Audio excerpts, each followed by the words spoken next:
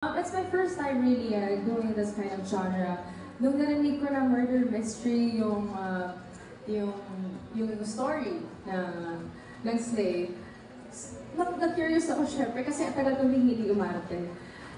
My last was Maria Clara, and then syempre parang gusto ko rin na ma-maximize ulit yung capabilities ko sa pagdating sa acting. And I also, katulad din na sinabi ni Mikey kanina, I also want to explore, I want to discover myself more. Kung ano pa yung pwede kong mai-offer pagdating sa larangan ng pag-arte.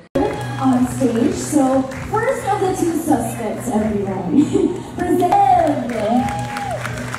Ooh, my good sophisticated take on her character. Meanwhile, we also have beautiful and as pretty as these four ladies over here.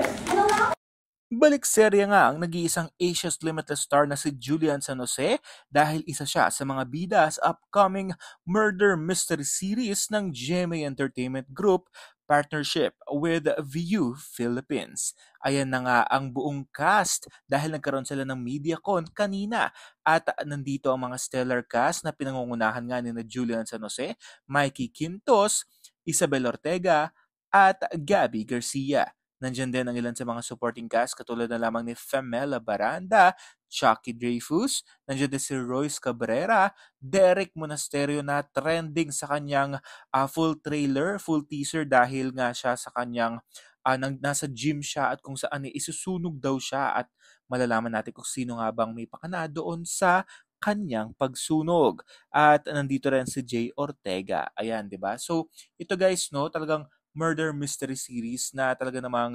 magaling sa ganitong genre ang GMA Network. Kabilang na lamang sa kanilang mga nagawang teleserye na murder mystery na tema ay La Vendetta, Royal Blood, Widow's Web ni Carmina Villaruel at kakatapos lamang na Widow's War ni Bea at ni Carla Abellana. Ayan naman daw, talaga namang pak na pak at very Latina ang apat na gorgeous ladies na bibida dito sa Slay. Ayan na nga, sina Mikey Quintos na talaga namang ang ganda rin ng kanyang pagpayat, very sexy. Nandito rin sina Gabby Garcia, it girl at very busy din dahil siya rin ang isa sa mga magiging host sa PBB Collab. Si Mikey Quintos, no, pinag-uusapan ng kanyang lutong bahay na show. At itong si Isabel Ortega na second big break niya after Voltes 5. Kaya naman samahan sila at alamin kung sino nga bang mag-i-slay sa kanilang upcoming primetime series at View original series na Slay. Mapapanood lamang yan this March sa View app at soon sa GMA Prime.